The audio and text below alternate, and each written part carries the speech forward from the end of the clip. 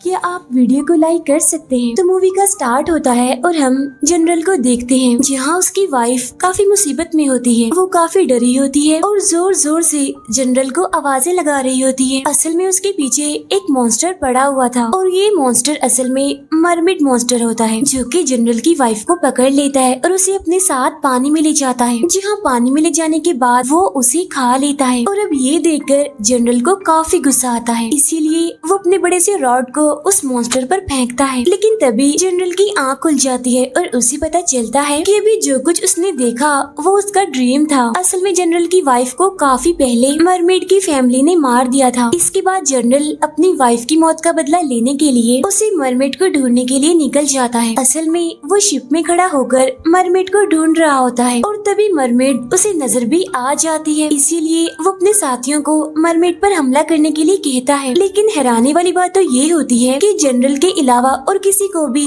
Mermaid दिखाई नहीं दे रही थी। मरमेड को देखते ही जनरल को गुस्सा आ जाता है। इसीलिए वो मरमेड को पकड़ने के लिए खुद ही पानी में कूद जाता है। पानी में जाने के बाद वो एक अलग ही दुनिया में आ जाता है जहाँ पहुंचकर वो मरमेड को उसके सामने आने के लिए कहता है और तब मरमेड जनरल के सामने आ भी जाती है जो कि बहुत ही खूबसूरत होती है। और अब यहाँ पर देखते ही देखते मरमेड के कपड़े भी बदल जाते हैं जिसकी वजह से वो और ज्यादा खूबसूरत दिखने लगती है। जैसे जनरल अपने रॉड से उस पर हमला करने के लिए जाता है तो यहाँ पर मरमेड उस पर जादू करके उसे वापिस ही उसकी दुनिया में भेज देती है। जहाँ इसके बाद जनरल एक समंदर के किनारे बेहोश पड़े होते हैं और फिर जैसे ही जनरल को होश आता है तो उसे अपने हाथ में एक रेड कलर का शेल मिलता है। उस रेड शेल को लेकर जनरल अपने मास्टर के पास आता है और वो उस रेड शेल को मास्टर को दिखाता है। उसे दिखाते हुए जनरल मास्टर को बताता है कि इस तरह के शेल्स सिर्फ मॉन्स्टर्स के लिए ही बने हुए हैं, इसीलिए मुझे नहीं लगता कि ये शेल समंदर से आया है। और हाँ, मैं आपको एक जानकारी देता हूँ, वो जो समंदर के पास सी हॉस्पिटल है ना, कुछ टाइम पहले वहाँ पर एक काफी बड़ा मॉन्स्टर देखा गया है और मुझे लगता है कि ये शेल उसी का ही है क्योंकि इसका कलर भी लाल है और उस मॉन्स्टर की बॉडी का कलर भी लाल ही था। इसीलिए मास्टर आप मुझे सी हॉस्पिटल को चेक करने के लिए टोकन और परमिशन दे दीजिए। लेकिन मास्टर उसे टोकन और इजाजत दोनों ही नहीं देता क्योंकि वो ये बात जानता था कि हॉस्पिटल का जो गार्ड है उसकी और जनरल की आपस में बिल्कुल भी नहीं बनती। इसीलिए मास्टर ये बात जानता था कि अगर जनरल बगैर किसी सबूत के तलाशी लेने जाएगा तो गार्ड उसकी इस हरकत से काफी नाराज होगा। अब मास्टर की ये बात सुनकर जनरल को गुस्सा आ जाता है और वो मास्टर को धमकी देता है और कहता है कि अगर आपने मुझे परमिशन और टोकन ना दिया तो मैं अपने लोगों के साथ, अपने साथियों के साथ जबरदस्ती ही वहाँ पर चला जाऊंगा। तब ये सुनकर मास्टर को वो टोकन जनरल को देना ही पड़ता है। जिसके बाद हम देखते हैं कि जनरल घोड़े पर सवार होकर अपनी एक साथी के साथ सी हॉस्पिटल पहुंच जाते हैं जहां हॉस्पिटल के बाहर टोकन दिखाकर वो अंदर पहुंचते हैं। अंदर जाकर जनरल उस गार्ड को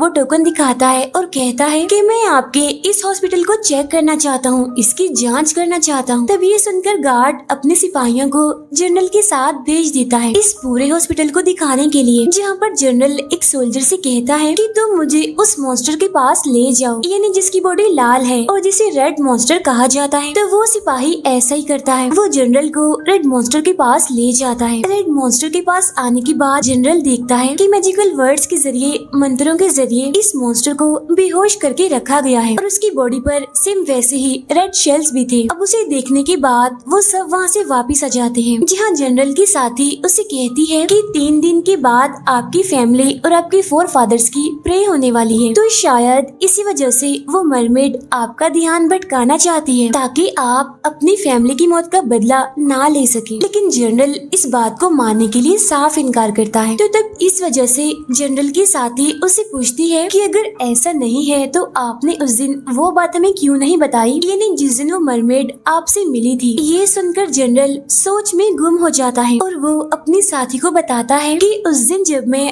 मरमेड के पीछे गया था तो मैं एक अलग जगह पर आ गया था जहाँ पर मुझे वो मरमेड भी मिल गई। फिर मैंने उस मरमेड से पूछा कि ये कौन सी जगह है, यानी मैं कहाँ पर आ गया हूँ। तो मेरे इस सवाल पर मरमेड ने जवाब दिया कि तुम हमारे मरमेड्स के फैंटेसी आइलैंड पर हो। और तो और उस मरमेड ने ये भी कहा कि जनरल मैंने आपकी फैमिली मेंबर्स को नहीं मारा। फिर फौरन ही मुझे उस मरमेड ने वो रेड शेल दिखाया। लेकिन इससे पहले कि वो मरमेड और कुछ कहती, वहाँ पर एक मेल मरमेड आ जाता है और वो उस मरमेड पर हमला करने की कोशिश करने लगता है, जहाँ मैंने उस मरमेड के लिए मेल मरमेड का सामना किया और उसे काफी मारा।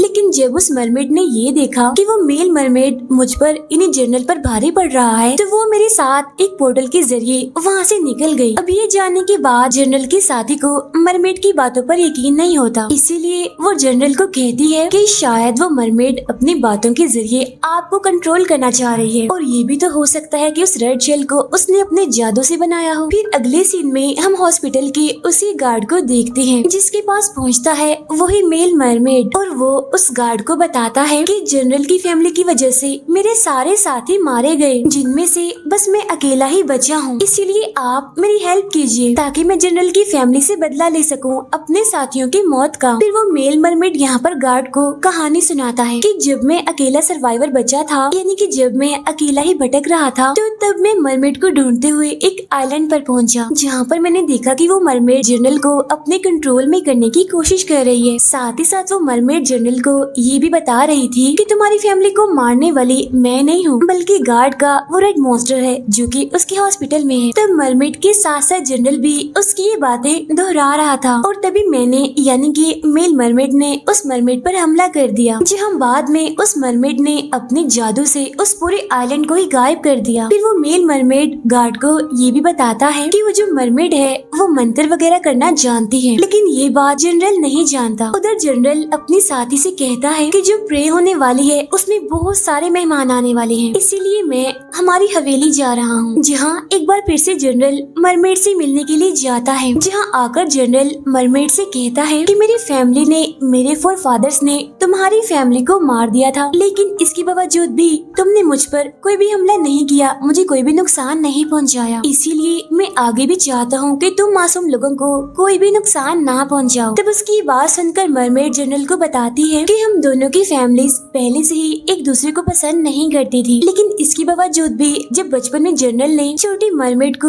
यानी कि मुझे देखा, तो मेरे बारे में तुमने अपनी फैमिली को नहीं बताया, क्योंकि अगर आप मेरे बारे में अपनी फैमिली को बताते तो वो लोग तो मुझे मार देते, और तभी से ही अक्सर मैं आपको छुपके छुपके देखा करती थी। ये सारी बातें बताते हुए मरमेड जनरल को कहती है कि आप एक काफी अच्छे इंसान है, और मैं ये भी जानती हूँ कि आप अपनी वाइफ के साथ बहुत खुश थे, आप लोगों का अच्छा टाइम भी मैंने देखा है। तब ये सुनकर जनरल इस बात का इल्जाम मरमेड पर लगाता है, यानी कि वो तुम ही हो जिसने मेरी वाइफ को मारा है। लेकिन मरमेड इस बात के लिए इनकार कर देती है कि नहीं, मैंने आपकी वाइफ को नहीं मारा। और अब देखते ही देखते गार्ड और वो मेल मरमेड वहाँ पर आ जाते हैं, जहाँ आते ही वो मरमेड पर हमला कर देते हैं। तब ये देखकर जनरल मरमेड को वहाँ से जाने के लिए कहता है और खुद अकेला ही उन दोनों का सामना करने लगता है। लेकिन हम देखते हैं कि मरमेड वहाँ से नहीं जाती, बल्कि वो तो वहीं पर ही रहती है। और अब जैसे वो लोगों पर हमला करने के लिए जा रही होती है, तो तभी जनरल उसे रोक देता है और उसे ऐसा करने के लिए मना करता है, जहाँ बाद में गार्ड और वो मेल मरमेड जनरल को मार मार कर पानी के अंदर फेंक देते हैं, जहाँ बाद में वो जनरल को पकड़ लेते हैं और सीधा उसे लेकर आते हैं मास्टर के पास।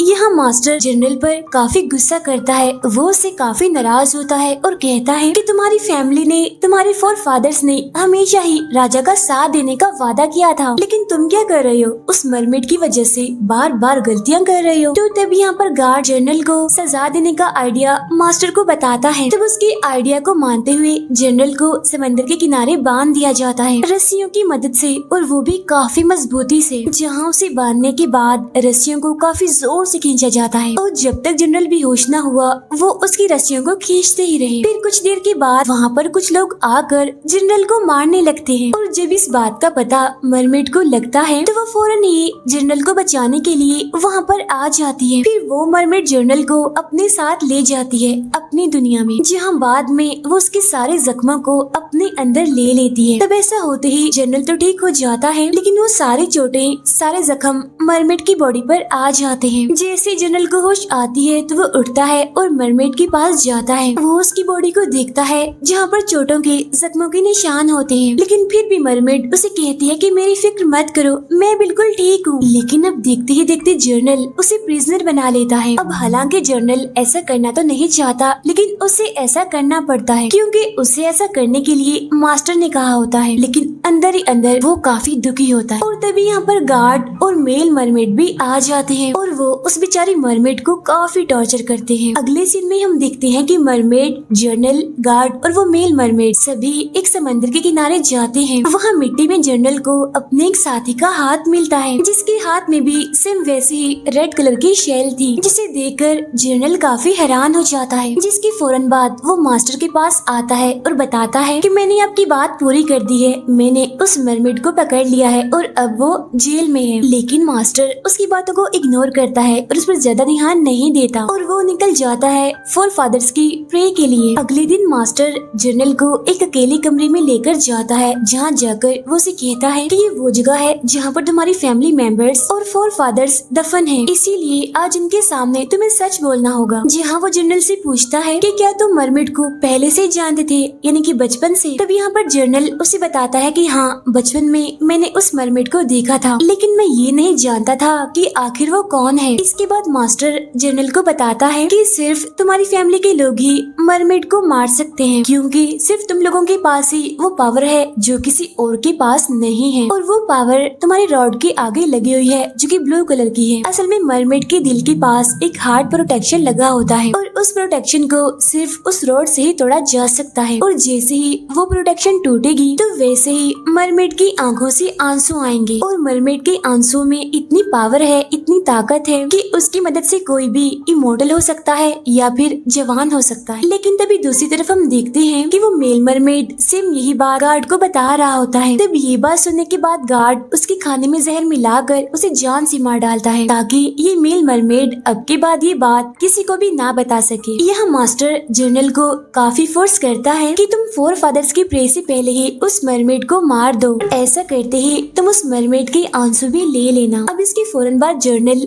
मरमेड के पास आता है, जहाँ आकर उसे ये बात पता चलती है कि मास्टर की वो बात बिल्कुल ठीक थी, यानी कि सच में मरमेड के हार्ट के पास प्रोटेक्शन लगी हुई थी। यह मरमेड जर्नल को कहती है कि तुम मुझे मार दो, देर ना करो। लेकिन अब क्योंकि जर्नल एक अच्छा इंसान होता है, इसी वजह से वो उसे नहीं मार पाता, उसे उस पर तरस आ जाता है। लेकिन तभी यहाँ पर गार्ड आ जाता है और वो जर्नल को चिढ़ाता है, जिसकी वजह से जर्नल को गुस्सा आ जाता है और वो उस गार्ड पर हमला कर देता है।